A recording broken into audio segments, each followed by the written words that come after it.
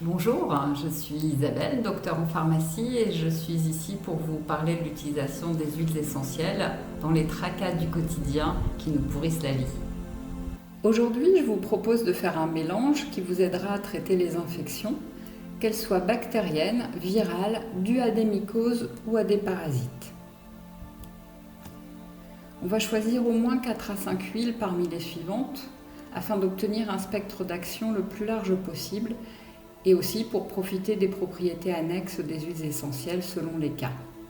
On va mélanger 1 ml de chacune des huiles choisies dans un flacon compte-gouttes en verre.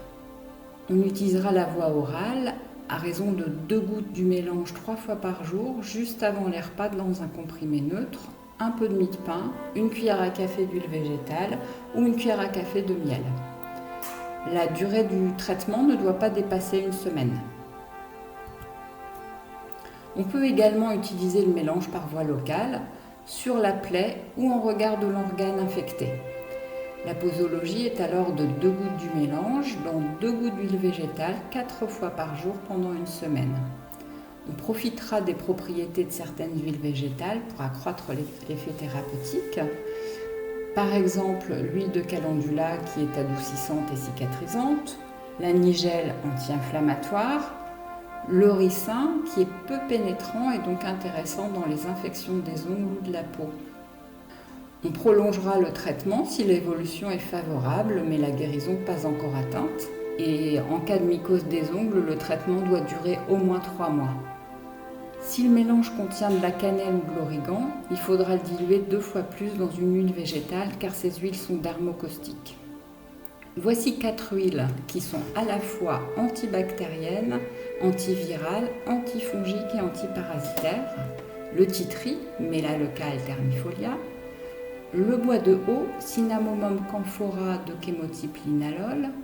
L'origan, Origanum compactum. La sarriette des montagnes, Satureja montana. Il peut être intéressant de profiter de l'effet stimulant de l'immunité de l'origan ou de la sarriette, ou de l'effet antidouleur à travers la peau, percutanée, de la sarriette.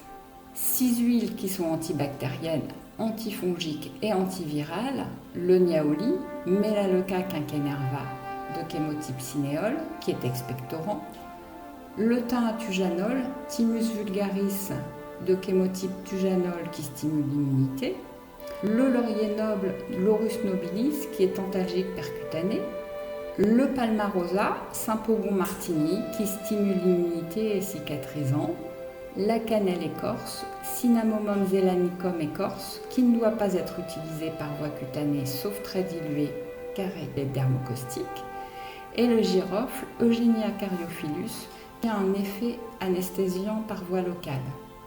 2 huiles antibactériennes et antivirales, Ravinzara, Cinnamomum camphora de chémotype cinéole, et le Saro, Cinnamomum fragrans, qui est proche du Ravinzara.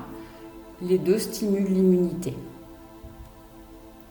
Une huile antibactérienne et antifongique, le Géranium rosa, Pelargonium x asperum, qui est très intéressant sur une plaie pour son côté hémostatique, c'est-à-dire qui arrête l'écoulement du sang, mais aussi pour ses propriétés antidouleurs et anti-inflammatoires. Et enfin, la lavande vraie, Lavandula angustifolia, qui est seulement antibactérienne, mais surtout, elle est cicatrisante et calmante. Elle apporte par ailleurs un équilibrage énergétique du côté droit, qui est le côté féminin, maternel et familial, avec le laurier noble qui équilibre le côté gauche, qui est le côté masculin, paternel, mais aussi professionnel. Il y a toujours des précautions d'emploi et des contre-indications à respecter avec les huiles essentielles. Ces huiles sont déconseillées chez les asthmatiques et l'enfant de moins de 7 ans, ou alors en utilisation très diluée.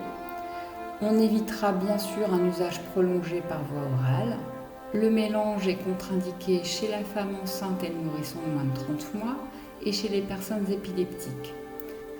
Pour les peaux réactives, on effectuera un test cutané au préalable avec une goutte de l'huile seule et une goutte de l'huile diluée dans une goutte d'huile végétale au creux du poignet ou au creux du coude, sauf avec la cannelle et l'origan qui sont dermocaustiques et donc de toute façon feront une irritation de la peau. Si vous appréciez ce format, abonnez-vous. Pensez à mettre le pouce en l'air et à activer la cloche. Merci pour vos commentaires. N'hésitez pas à me faire des demandes spécifiques pour de nouvelles vidéos. À bientôt!